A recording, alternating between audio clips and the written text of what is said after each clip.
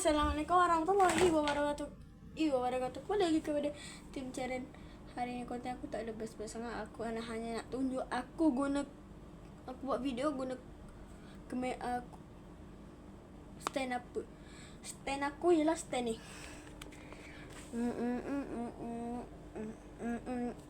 Ini ialah handphone aku. Ini stand aku.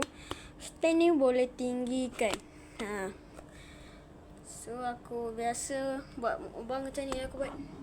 Aku akan tinggikan benda ni supaya boleh nampak aku punya apa-apa benda.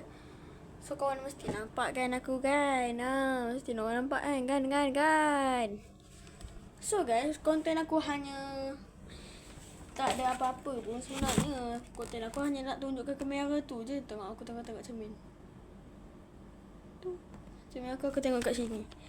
Ni cermin aku. So aku cermin ni aku letak kat belakang mandi sebab apa? Bilik aku ni jenis kecil korang. Kecil bilik aku ni korang.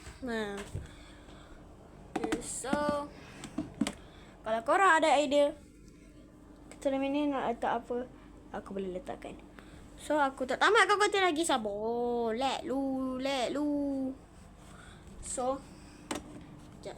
Nak rendahkan stand boleh. Kalau nak rendahkan stand macam ni, tekan ada butang kat sini kan. Sekejap. Ada butang kat sini. Aku pegang sekarang ni. Ni. Sekejap. Okay. So macam ni lah hidupan aku kalau aku ada kamera macam ni. Mana. Macam tu lah aku kalau aku buat video. So aku dia boleh bengkok kan tau. Dia yang korang nampak bulat-bulat macam ni, korang boleh ketat kan. Kalau aku kena ketat dah, tapi dia belum pusing lagi. Okay, so aku nak rendahkan stand. Tekan je kat sini, nanti dia akan turun. So guys, konten aku tak sampai habis lagi.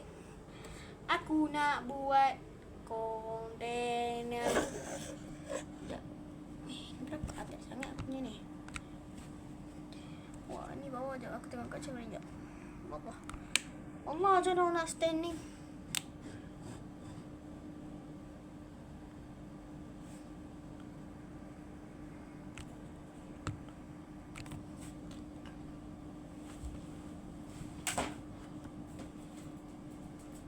Susah pula nak sayang kamera ni. Siapa kata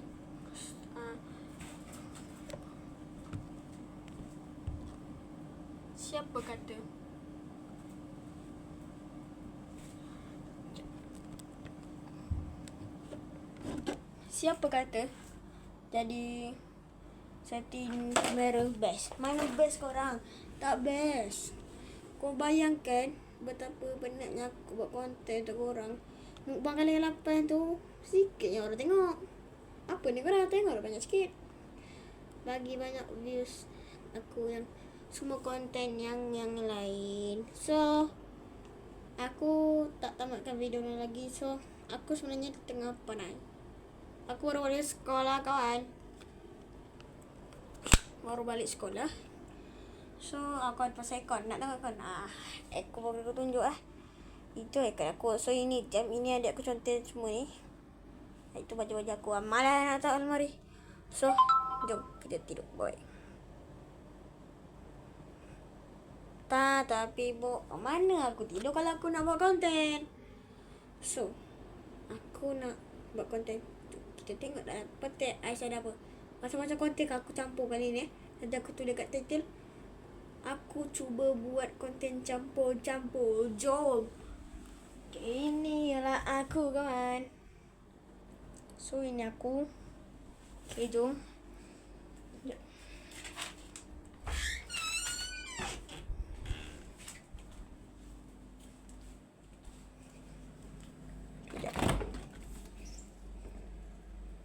Apa tu? Terpapu. Terpapu sih.